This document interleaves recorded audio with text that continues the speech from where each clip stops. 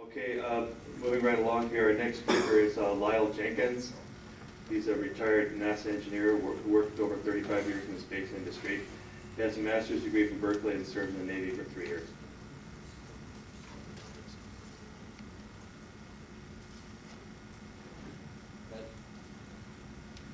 I feel a little bit like, this guy standing on the street corner with the sign, "The world is coming to an end," because I really do have some concerns about global change and global warming. And so that's really kind of the basis for the theme that I'm going to present today. And we should really be concerned, because we humans are doing things to the environment, and the basic paradigm says it's going to be global warming, but there's an alternative that says that we might get back into a glacier age and into a cold climate, but whichever of these things happens, it's going to impact economically, and it's going to be very costly. So what could we do about this?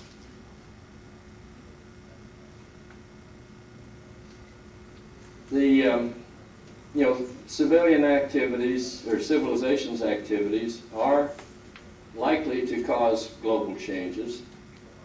These global changes will be disruptive not only to the economic structure but to society as a whole.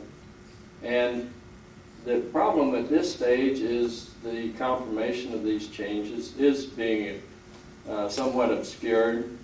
The theme that I want to bring forth is that we should look at geoengineering ideas, things that deal with the overall environment at a major interactive level, and that power from space could mitigate some of the effects of global change. And what we need to get started on are detailed system studies, technology developments, and demonstrations to support this activity.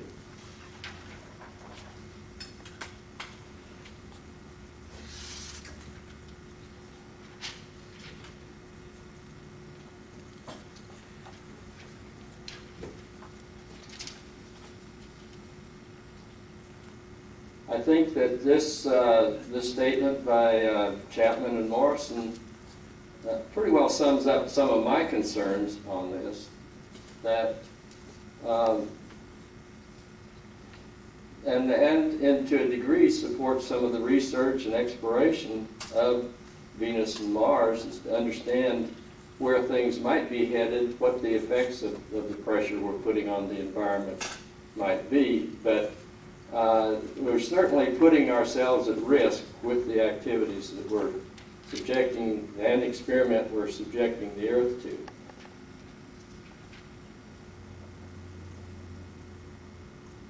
There's no disputing among the scientists that the greenhouse gases are increasing in the Earth's environment. CO2 has increased about 25% since the start of the industrial age.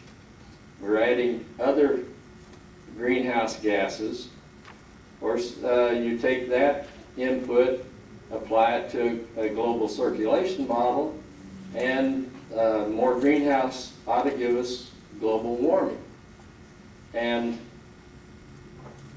you then go and look for the signs of this global warming, and it doesn't seem to be there.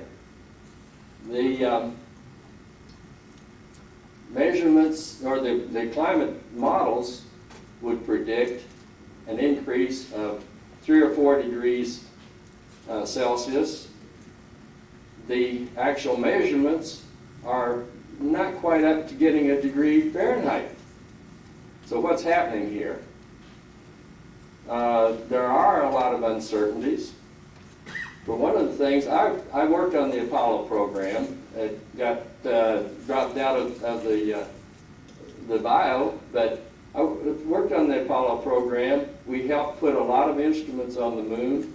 As I got to looking at the global change issues and that, I found that we did not put an instrument up there to look at the sun and measure the sun's flux over the 25 or 30 years that since we put those instruments on the moon.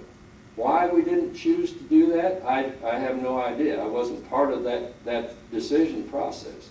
But I certainly think that this was a significant oversight, because if we had that information, it would then put us in a better position to understand what's happening. There's a lot of things like interaction with the ozone layer. As we get global warming, does that create more water vapor, more cloud cover, reflect more of the heat? We every once in a while get a volcano that erupts, changes the composition in the upper atmosphere. In fact, one of the proposals, as I was looking into ideas for dealing with environment change, I don't recall at this time what the Russian's name was, but he said, you know, we ought to be adding sulfur to jet fuel so that we create sulfur dioxide in the stratosphere. This would reflect heat from or rays from the sun and be a potential solution to the effect of global change, the increased CO2 and the rest of the environment. Also, these computer models, they're making improvements in the cell size, but they're still pretty gross measurements, so the input of feedback of the various actions in the environment are complex. And so it's not a surprise that we don't really understand what's going on yet.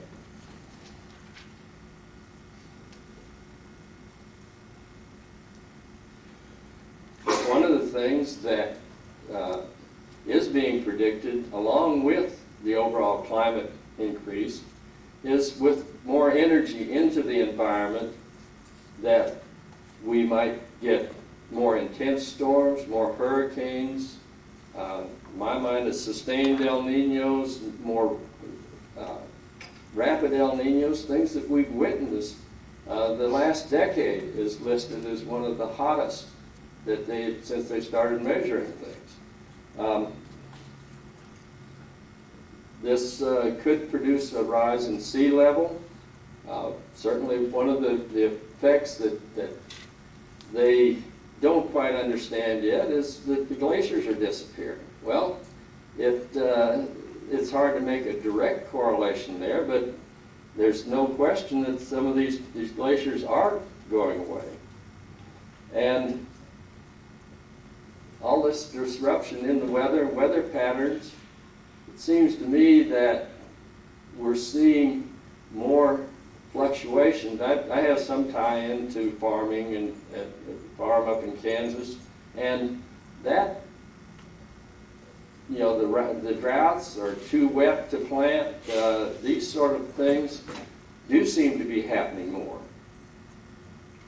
But one of the things that ties in with this is the analysis of the ice cores in Greenland and Antarctica, where they can pretty well deduce from the atmosphere of the gases trapped in the ice what was happening with the environment. And one of the things that was really concerning about that is that the changes from the interglacial type age like that we're in now into the ice age or coming out of it is very rapid. And they talk about it in a matter of decades. And probably, in fact, they can't analyze it much better than that, but it's probably less than a decade. But in some sense, this makes sense that if the ocean and atmospheric currents and their stability influences the overall climate and the formation of ice caps, then if something disrupts that, and those flows then go from one stable pattern into some other stable pattern that doesn't transfer heat from the tropics to the upper latitudes, that will probably happen fairly quickly. That things don't just gradually move from one level to another, one combination to another. You make that transition quickly, and if you make that transition quickly, you know, we could be in a glacier age before my retirement annuity runs out. You know, it's a little frightening when you put it in that perspective. And the other side of things that I've become more aware of as I've looked at these global issues is the interaction with politics. And Chuck touched on some of that in his talk about the commercialization, that there's a lot of interaction here, and as soon as you start talking about costs, then it's not as straightforward.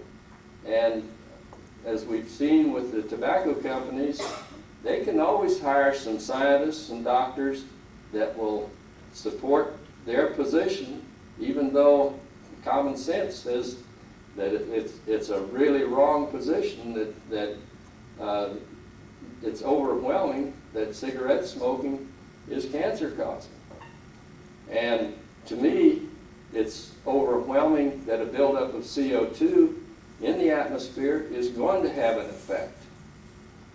And so, but I've seen it in the CO2 conference in Japan, where the energy industry came out with a real publication, their publicity drive, and I've read that they put several million, $10 million or so into supporting scientists like Pat McMichael, who say, yeah, even though CO2's built up, climate change isn't a hazard. And so you've got to deal with these sorts of things, and you're going to end up with a major consensus in order to deal with something like that. And when I first got into it, this Global Change Research Program, excuse me. You move that all the way up, the overhead blocks the bottom. Oh, okay. Even farther. Great, thanks. Well, let's see. How about if we... That'll do it. Is that got it? Okay. The global, and I haven't updated this slide. As I understand it, 98 and 99 were also budgeted in the order of 1.7 billion. But it was very interesting to me that back in 89 we started this Global Change Research Program. Just kind of a survey. How many of you are familiar with the Global Change Research Program? And that's been my experience. Very few people are aware of this, even though, and probably most of you are aware of the Earth Observations Program out of Goddard and the information that's being collected there, but that it was done as a part of this research program. But their objectives were to monitor the environment, to model it, and to predict what the effects were of human activities on the environment. And to a degree, that kind of set the course for how I've tried to conduct my life in the last 10 years or so, in that I said, okay, once these scientists predict a catastrophe, what can the engineers do to mitigate the effects of that catastrophe? That part of the global change research, the mitigation part, is not a part of that program, and there's a little bit of allocation to that the last few years, but it's certainly not there, and using space to mitigate the effects of global change hasn't really been a consideration in any of these studies.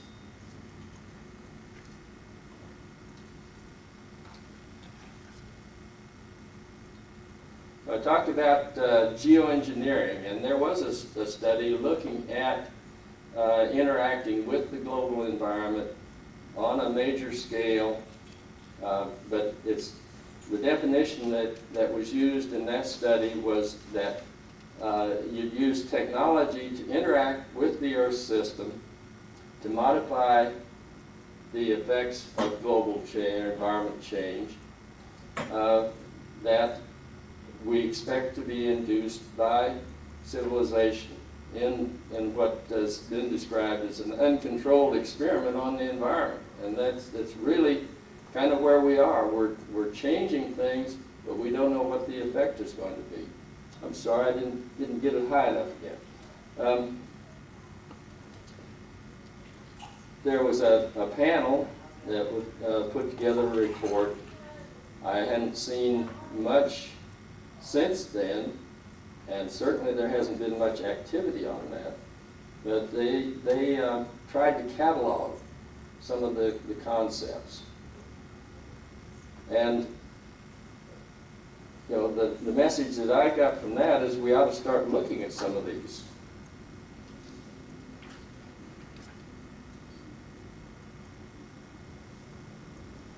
So if we're going to interact with the environment, how can we do that on a major scale using space-based ideas? Solar power satellite is kind of a key to that. If we start providing enough energy to displace the use of fossil fuels, then we cut down the buildup of CO2 in the environment and take some of the pressure off this global change situation. There's a lunar solar power station that Dave Criswell and Waldron have proposed that has the same objective. If we used helium-3 in our fusion reactors, the way I understand it, it's a much cleaner system, but there's not enough helium-3 on the Earth, available on Earth, in order to support major industry, but it could be mined from the moon. I touched on this upper atmospheric aerosol shield, and certainly adding sulfur to the environment is not an acceptable approach. But there also were some space-based sunscreens to, in effect, put sunglasses or filters or shade on the Earth. That's a really major idea. But there may be other ideas out there that we should be looking for. In the meantime, I think we should be concentrating on space solar power as an alternative to fossil fuels. And I believe that rather than concentrating quite so much on the economics of space solar power, that we put things in perspective and say this is an alternative to fossil fuels. Fossil fuels are not paying their long-term impact on the environment. They are being costed out on the essentially quarterly bottom line. We're buying less than $1 a gallon gasoline. That just and driving sport utility vehicles. It is really inconsistent with doing something positive to deal with environmental change. So if we add the expected impact to the economy to the equation on solar power satellite economics, then we have some chance, I think, of getting that into a commercial arena.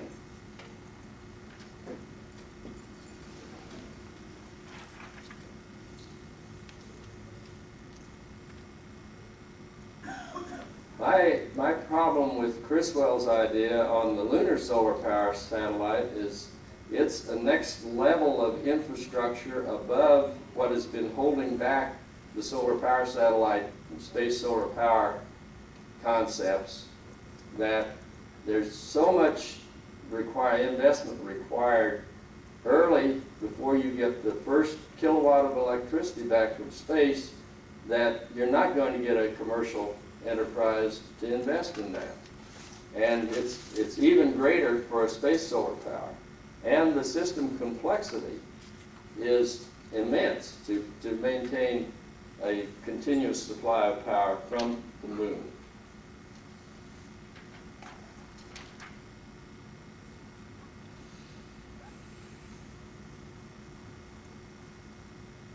As an idea here, I was trying to think, how do we finally get some support for looking at these things in the global change perspective? That if we could get support from the global change research program scientists to look at dealing with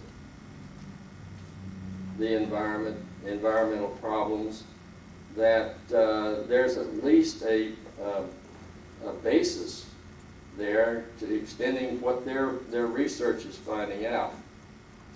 Then what we try to do is look at our technology developments and demonstrations that will enhance the credibility of the solar power satellite community. And most of you are, because you're at this conference, you've got a more open mind about space solar power and are not turned off by the concepts of these large systems that really extend the limits of credibility.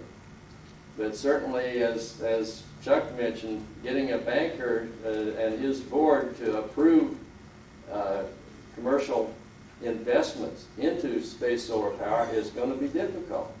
And so we've got to build some credibility in terms of this technology is available, it's understood, and here are demonstrations that show that we can beam power from space, or that we can collect power from space, and we can maintain our solar arrays.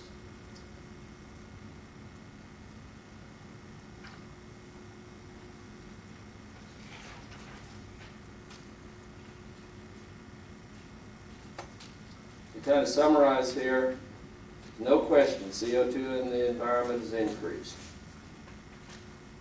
Those predictions of global warming have not been validated. We just can't show at this stage, even though, you know, there's a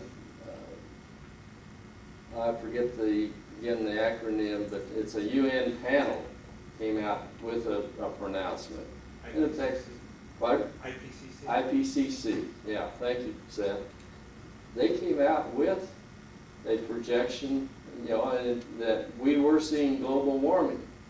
And they pointed to this nearly a degree Fahrenheit as a sign of global warming.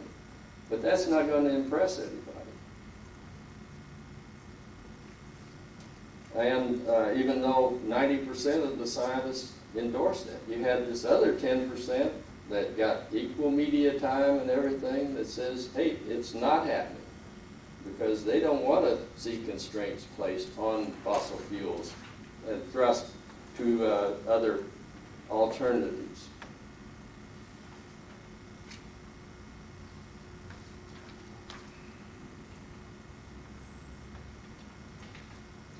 But what I've seen is that energy, certainly in the environment, $1 a gallon gasoline, energy needs and the cost of energy is not going to be a satisfactory rationale to promote space solar power.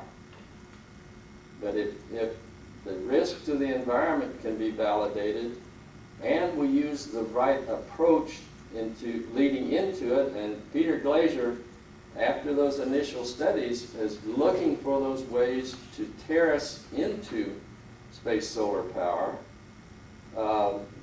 What we need to do is have a way to develop the systems to increase our credibility to where we can get commercial investment into the picture,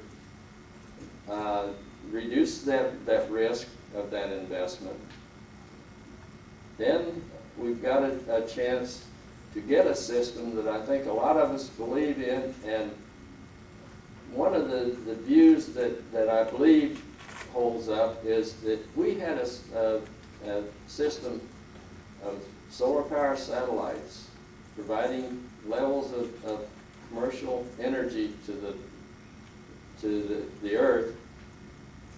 Those things would enable all sorts of space exploration, that we can, in effect, go to Mars on the research and development funds from a space solar power satellite system.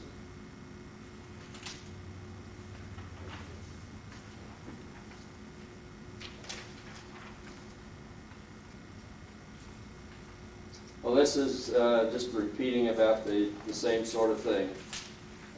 Now, I didn't have time really to crank it into this presentation, but one of the things that I want to look into and follow up on is a concept for, as a geoengineering type of concept, that if you have an orbiting microwave or power generation system, in effect a thunderstorm solar power satellite, you collect enough energy, beam that energy into the cold downdraft of a tornado, that it may be possible to shut off tornadoes. And so that's a geoengineering type of thing. That's one of the things I want to follow up with. Ben Eastman, who lives here in Houston, is the guy who's been writing about it, making inputs to a great computer simulation at the University of Oklahoma, where he's showing that at least at certain levels, beaming microwave energy into that cold downdraft will cut down the tornadogenesis thing. So that's a geoengineering idea that could produce economic benefits. In terms of Peter Glazier and the space solar power system, probably you get by with a much smaller system, and this would give you a terrace of commercial involvement if you can get the insurance companies to recognize that if we cut down on the number of tornadoes, that we cut down on their losses that they pay out from premiums. Can we get investment from them? So things, aspects of it that could be considered here. But one of the things that we somehow got to do in terms of space solar power is to get that commercial viability in some manner. Are there any questions? I guess I've used up most of my time. I didn't realize it was going that quick. Yeah, Seth? Yeah, there's an amusing anecdote about one of the geoengineering concepts that the NAS came out with. The space mirrors, if I remember correctly, they were of the size that whose total area would dwarf the proposed solar power satellite constellation of the 1970s. And the NAS price tag on them was $9 per ton of CO2 mitigated, and that was considered a low-cost strategy to mitigate the effect of atmospheric CO2. And so it becomes all the more amusing that they didn't consider a scheme where you cover the thing with solar cells and it can actually make money instead of cost money. Yeah, I'm not sure I can repeat that question. It's not exactly it was a question, a statement, yeah, but maybe at the tail of the tape, you could repeat that little anecdote to get it on the audio tape. Yes? Two questions. One, could you repeat the name of the scientist at OU who's working on beaming power into tornadoes? And two, we keep talking about solar power to reduce global warming from fossil fuels, but I wonder if it would actually replace any fossil fuel use, if it wouldn't just help to feed the thirst for power because we have a lot of countries developing economically, And it seems to me if you take energy that was not previously hitting the Earth and beam it down to the Earth to be turned into electricity, that electricity will eventually become heat. And have you done anything about global warming? I'm sorry. I'd like to know. I don't know. I want to know. Why don't you come up here and answer the question for her? But the question was essentially was the space solar power concept mean that we're not really mitigating the effects of global warming? And first of all, a simple answer is we're not putting CO2 in and enhancing the greenhouse effect. Actually, the way the numbers work out, the greenhouse effect in terms of the forcing, that is the heat trapped by the man-made increase in CO2, comes out to something like 2 or 2.5 watts per square meter over the entire surface of the Earth. This is from thermodynamic considerations. Nobody doubts this. The doubt about global warming is, as Lyle said, in the feedback mechanisms. We don't know, based on that, whether the Earth will ultimately warm, cool, or stay the same. But nobody doubts that there's 2 watts per square meter of extra heat being trapped. The total world energy use right now, if it all becomes heat, when you average that over the surface of the Earth, is 0.02 watts per square meter, or a factor of 100 times less. So even if the total energy use of the world increased by a factor of 100, you'd be no worse off than you are now. Thank you. I wanted an answer a long time. Oh, appreciate that, Zen. Okay. But was that one last question, or were we One there? last question, quick. Doesn't look like we've got it, so we can shut down. And that was Zeph Potter who answered that question very eloquently and precisely.